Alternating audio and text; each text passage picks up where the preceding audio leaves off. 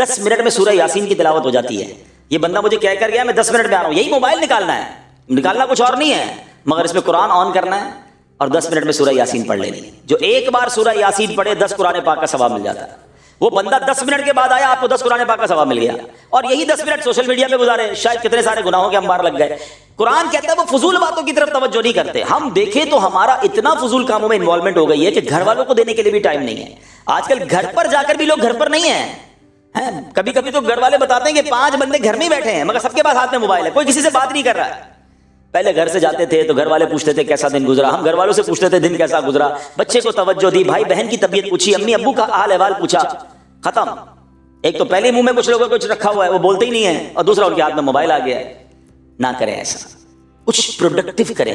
آپ کو پتہ ہے ایک اچھا میں چلیے تو دینی بات ہو رہی ہے نا, کیونکہ شریعت میں صرف دینی باتوں کو کرنے کا نہیں کہا گیا. کوئی نہ کوئی کارآمد کام کر لینا, آپ کوئی کورس کر لیں اگر آپ کے پاس ٹائم ہے, کوئی ایسی چیز دیکھیں جس سے آپ کی اسکل ڈیولپ ہوتی ہو, گناہ بھی نہ ہو, کوئی ناجائز چیز نہ ہو. کچھ لوگ زبان سیکھ لیتے ہیں, انگلش سیکھ لیتے ہیں. آپ کو پتہ ہے دنیا میں ایک فینومینا ہے, ایک تحقیق ہے, یونیورسٹی آن ویل, یعنی پہیے کے اوپر یونیورسٹی. وہ کیا ہے؟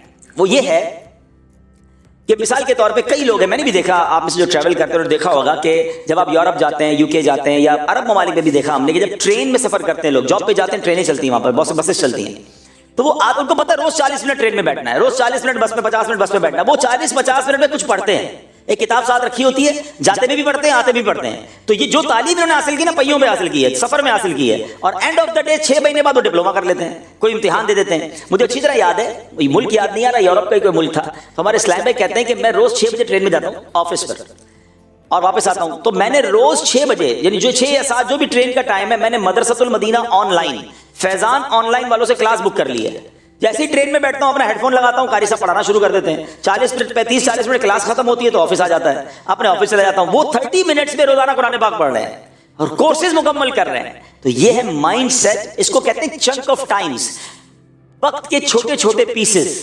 یہ ہمارے پاس پورے دن میں بکھرے ہوئے ہیں, لیکن عقل مند ہو تو ان چھوٹے پیسز سے یا تو دنیا اچھی کر لیتا ہے یا آخرت اچھی کر لیتا ہے. فضول نہیں گزارتا, اتنا ٹائم نہیں ہے میرے پاس. ہم سب کے پاس ایک ہی زندگی ہے, ہم سب کے پاس 24 گھنٹے ہی ہیں. جو کامیاب لوگ ہیں ان کے پاس 48 گھنٹے یا 72 گھنٹے نہیں ہوتے دن کے, وہ 200-300 سال نہیں جیتے. دنیا کے کامیاب لوگ بھی 60-70 سال ہی جیے ہیں, مگر وہ کہاں پہنچ گئے اور ہم کہاں رہ گئے, کیونکہ انہوں نے وقت کا صحیح استعمال کیا. وہ کہتے ہیں نا, مسافر شب کو اٹھتے ہیں جو جانا دور ہوتا ہے. جو بڑا سفر کرنا چاہتے ہیں نا, وہ اپنا وقت بہت سوفسٹیکیٹڈ, بہت کیلکولیٹڈ طریقے سے گزارتے ہیں. خاص یہ بات سمجھ آ جائے, قرآن بھی یہی کہہ رہا ہے, کہتے ہیں ٹائم مینجمنٹ پر بڑے بڑے سیمینار ہوتے ہیں. میں کہتا ہوں یہ ایک آیت ٹائم مینجمنٹ کے لیے شاہکار ہے کہ اللہ نے ایک آیت میں بتا دیا کہ جو کامیاب لوگ ہیں وہ فضول باتوں کی طرف التفات نہیں کرتے. سمجھ جاؤ کہ اگر کامیاب بننا ہے تو فضول باتیں, خاص طور پہ گناہوں والی باتیں جو میرے کو کچھ دے تو نہیں رہی ہیں, میرے لیے جہنم کا عذاب اکٹھا کر رہی ہیں, تو پھر کیوں جاؤں ادھر بھائی. اب آگے چلیے, اللہ فرماتا ہے والذین هم للزکاۃ فاعلون, اور وہ جو زکوٰۃ دینے کا کام کرنے والے ہیں. یہ تیسرا کام دے دیا ہمیں, زکوٰۃ دیتے ہیں. جس پر بھی زکوٰۃ واجب ہے وہ زکوٰۃ ادا کرے تو وہ کامیاب لوگوں میں شامل ہے. اب چلتے ہیں چوتھے کام کی طرف. اللہ فرماتا ہے والذین هم لفروجهم حافظون الا علی ازواجهم او ما ملکت ایمانهم فانهم غیر ملومین. یہ 2 آیتیں ہیں. فرمایا اور وہ جو اپنی شرم گاہوں کی حفاظت کرنے والے ہیں مگر اپنی بیویوں یا شرعی باندیوں پر جو ان کے ہاتھ کی ملک ہیں, پس بے شک ان پر کوئی ملامت نہیں. فمن ابتغى وراء ذلك فاولئک هم العادون. فرمایا تو جو ان کے سوا کچھ اور چاہے تو وہی حد سے بڑھنے والے ہیں.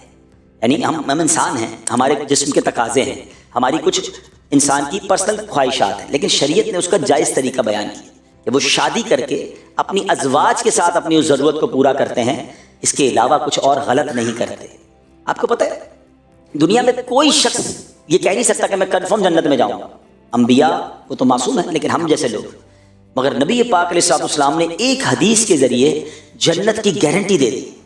پیارے آقا علیہ السلام فرماتے ہیں جس کا مضمون ہے کہ تم میں سے جو شخص مجھے 2 چیزوں کی گارنٹی دے دے میں اسے جنت کی ضمانت دیتا ہوں.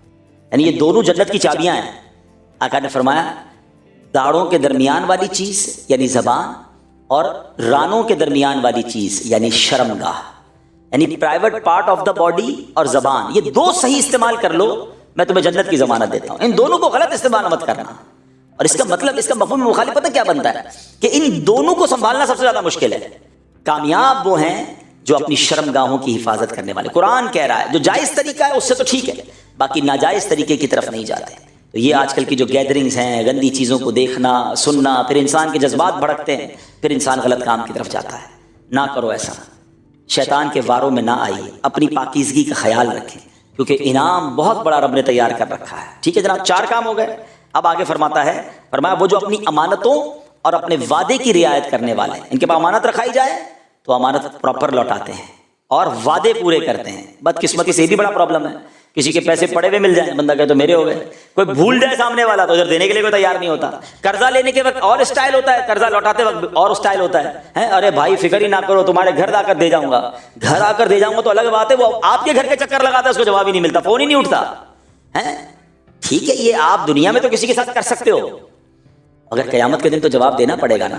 زندگی میں کبھی ایک اصول بنا لیں، آپ کی طرف کسی کا 1 روپیہ آنا نہیں چاہیے. یہ رہ گیا نا تو ہم جواب نہیں دے سکیں گے. سیدی اعلیٰ حضرت امام اہل سنت فرماتے ہیں جو کسی کے 3 پیسے جان بوجھ کر دبا لے اسے قیامت کے دن 700 مقبول باجماعت نمازیں دینی پڑ جائیں گی. 3 پیسے کے بدلے جو 1000 روپے 2000 روپے 10,000 روپے 1 لاکھ روپے پر دبا کے بیٹھا ہوا ہے، زمین پر قبضہ کر کے بیٹھا ہوا، اس کا بنے گا کیا؟ ہم سمجھتے ہیں میں بڑا ترم خان ہوں، میرا کوئی بگاڑ نہیں سکتا. ارے بھائی آپ کو پتہ ہی نہیں ہے. دیکھیں میں آپ کو جو بات کہنے جا رہا ہوں نا وہ بہت بڑی میری زندگی کا نچوڑ ہے، اور میں نے یہ باتیں بڑے بڑے لوگوں سے بھی سنی ہیں جو مجھ سے بھی بڑی عمر کے ہیں. شاید آپ کو ابھی نہ سمجھ آئے، لیکن جو 50 سے اوپر کے وہ میری بات کی تائید کریں گے. آپ ایک بات نوٹ کر لیں، لکھ لیں کہیں، جس نے جس کے پیسے کھائے نا وہ کبھی زندگی میں کامیاب آپ کو نظر نہیں آئے گا. پیسے کھانے والا آپ کو چھپتا ہوا، آپ کو ڈرتا ہوا، آپ کو تباہ ہوتا ہوا نظر آئے گا، اور جس کے کسی نے پیسے کھائے نا اللہ نے اس کو اس سے زیادہ پھر لوٹا دیے. یہ اصول ہے. تھوڑے دن لگتے ہیں، جس کے اوپر ظلم ہوا ہے نا اللہ اسے کھڑا کر دیتا ہے اور کھانے والا برباد ہی رہتا ہے. اچھا دنیا میں تو برباد رہا، اب آخرت میں الگ اس نے بربادی اٹھانی کیونکہ اس نے اس کا بدلہ دینا ہے. کبھی زندگی میں بندہ کسی کے پیسے کسی کا حق لے کر کامیاب ہو ہی نہیں سکتے. تھوڑے دنوں کی چاندی ہوتی ہے، اس کے بعد ہم نے اس کا ڈاؤن فال ہی دیکھا ہے، اس کا تباہ و بربادی ہوتے دیکھا ہے. تو ایک بات یاد رکھیں، کبھی کسی کا حق میری طرف نہیں آنا چاہیے. وہ اس کو پورا لوٹائے، وہ بھول گیا پھر بھی لوٹائے، معافی بھی مانگے کہ یار لیٹ ہو گیا بھائی معذرت. اور پھر کیا فرمایا، وعدے پورے کریں. ہمارے یہاں تو بھائی تکیہ کلام ہو گیا، تو اسی فکر ہی نہیں کرو، بس کل کر دیتا ہوں، پرسوں کر دیتا ہوں، بس آپ آ جاؤ جمعے والے دن. اچھا یہ بولتے وقت بھی پکا ارادہ ہوتا ہے کہ ہونا نہیں، ڈھولی ہی دینی. بتائیں عجیب عجیب نام رکھے ہوئے ہم نے. وہ ایک محاورہ مشہور کر دیا، وہ وعدہ ہی کیا جو وفا ہو جائے، معاذ اللہ. ارے وعدہ ہوتا ہی وفا کرنے کے لیے. آپ کو پتہ ایک بار نبی پاک علیہ السلام کسی شخص کے ساتھ کوئی ڈیلنگ تھی تو اس سے پیسے لینے تھے. اس نے کہا حضور آپ کھڑے رہے میں ابھی آتا ہوں. آپ ادھر ہی کھڑے. نبی پاک نے کہا ٹھیک ہے میں تمہارا ہی انتظار کر رہا ہوں. پیارے آقا علیہ السلام آپ کھڑے ہو گئے ایک جگہ پر سڑک پر. وہ بندہ گیا گھر جا کے بھول گیا کہ میں نے ٹائم دیا ہوا ہے. اس کو 3 دن بعد یاد آیا. وہ 3 دن بعد آیا تو نبی پاک وہیں کھڑے تھے. کہا نوجوان تو نے مجھے مشکل میں ڈال دیا. کہا حضور میں بھول گیا تھا، لیکن چونکہ نبی پاک نے وعدہ کیا تھا کہ میں کھڑا ہوں، آپ آ جاؤ. آپ وہیں کھڑے رہے اور ہم بس میں کل پہنچ رہا ہوں، فکر ہی نہیں کرو تمہارے گھر آ رہا ہوں. ارے بس پرسوں ہو گیا کام. نہیں اب تو کچھ لوگ ایسے ہیں جو جتنی قسمیں کھاتے ہیں یقین بھی نہیں آتا ہے. میرا بھی ایک جملہ مشہور ہو گیا، لوگ کہتے ہیں نا تسی فکر نہ کرو. میں نے کہا جو کہتا تسی فکر نہ کرو اس کی زیادہ فکر کرو. وہ ہر بات میں یہ کہتا فکر ہی نہ کرے، ہو گیا کام. ارے آپ ٹینشن ہی نہ لیں. جو یہ کہتے ہیں ٹینشن نہ لو اس کی زیادہ ٹینشن لینی پڑتی ہے کیونکہ یہ اس کا تکیہ کلام ہے. نہ کریں ایسا آپ. اچھا پھر ایسا بندہ جو ہے نا یوں سمجھے آہستہ آہستہ دوست کھو دیتا ہے، اعتماد کھو دیتا ہے. آپ ایسے بن جاؤ کہ آپ کہو نا آپ کا کام ہو جائے گا، سامنے والے کو پتا اس کی بات پتھر کی لکیر ہے، وہ آپ پر اعتماد کرے گا. یار اس نے آج تک جب جو بولا ہے نا وہ ٹائم پہ کیا ہے. ہم سمجھتے ہیں کہ یار گولی دے کے ہماری گاڑی چل رہی ہے آگے، نہیں چلے گی. آہستہ آہستہ آپ دیکھیں نا دکاندار کون سا چلتا ہے. آپ محلے میں سودا کس سے لیتے ہیں؟ آپ بعض دکاندار ایسے جو مہنگا سودا دیتے ہیں آپ جا کے اس سے لے لیتے ہیں کہ یار یہ سچا دیتا ہے. وہ سستا تو دیتا ہے مگر ملاوٹ کرتا ہے، تو ملاوٹ والے کا کاروبار آگے جا کے بدی ہوتا ہے. اور اچھی کوالٹی کا مہنگا بھی لوگ خریدتے ہیں. بالکل ایسے ہی بندہ وہی چلے گا. تو آپ اپنی آرگنائزیشن میں، اپنے ادارے میں، اپنے جاب پہ بھی آگے جب ہی بڑھیں گے جب آپ سچے ہوں گے. آپ کا ایچ او ڈی کہے گا یار جب بولتے دیکھو جھوٹ بولتا ہے، جب دیکھو کوئی بہانہ کرتا ہے. آہستہ آہستہ آہستہ ڈاؤن. پھر آپ پتہ کیا کہیں گے، یار پتہ نہیں مجھے کیوں پیچھے کرتے ہیں، مجھے آگے نہیں بڑھاتے، میری تنخواہ نہیں بڑھاتے، میرا گریڈ نہیں بڑھاتے. بھائی آپ کی باتیں ہی سمجھ نہیں آتی. آپ ہر وقت کوئی نئی کہانی سنا رہے ہوتے ہو. سچے رہو نا. اچھا کہانیاں پتہ کون سناتا ہے؟ ایک بات اور زندگی میں یاد رکھیں، ہمیشہ کہانیاں وہ سنائے گا جس کو کہانی سنبھالنی ہوتی ہے. جھوٹے کو کہانی سنبھالنی ہوتی ہے نا. مثال کے طور پہ آپ سے کسی نے پوچھ لیا بھائی آپ 2 دن کیوں نہیں آئے، وہ دادی کا انتقال ہو گیا تھا. اب آپ کو ساری زندگی یاد رکھنا ہے کہ میں نے اپنے چینل میں دادی مار دی ہے. اب 2-3 مہینے بعد آپ نے کہا دادی بیمار تھی، تو ایچ او ڈی کا 3 مہینے پہلے تو انتقال ہوا تھا، بیمار کیسے ہو گئی؟ تو پریشان.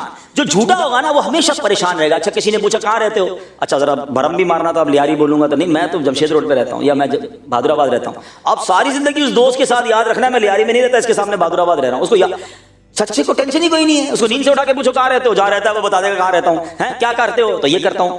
جھوٹا آدمی مضطرب رہے گا, پریشان رہے گا, فائلیں سنبھالتا ہوا رہتا ہے. جس کے پاس بہت ساری فائلیں ہوں, چھپا چھپا کے چل رہا ہو, وہ ایسا ہی ہوتا ہے جھوٹا, کیونکہ کسی کو کوئی کہانی سنائی ہوئی ہوتی ہے, کسی کو کوئی. اچھا ہم سمجھتے سامنے والا ہماری باتوں میں آ گیا, سب کو سمجھ آ رہا ہوتا ہے یار یہ گھما رہا ہے, یہ پھرا رہا ہے, چلا ہمیں بھی چلا رہے ہوتے لوگ. مگر ایک وقت آتا ہے جب ہماری جگہ کوئی صحیح آدمی ملتا ہے نا تو ہمیں ٹرمینیٹ کر دیا جاتا ہے. جھوٹے کی جگہ نہیں بنتی ہے. یاد رکھو, سچے رہیں, سیدھے رہیں, امانت دار رہیں, وعدے نہیں کر سکتے منع کر دیں. آپ کو پتہ ہے دنیا میں کورس کروایا جا رہا ہے آج کل, ہاؤ ٹو سے نو, نہیں کہنے کا طریقہ. نہ کہہ دیں یار, نہ کہیں کہ ہو جائے گا. آپ کسی کو آسرے پہ رکھے ہوئے اور کرنا بھی نہیں ہے, پیار محبت سے سمجھا دیں معذرت کا حضور میں نہیں کر سکوں, اللہ آپ کا کام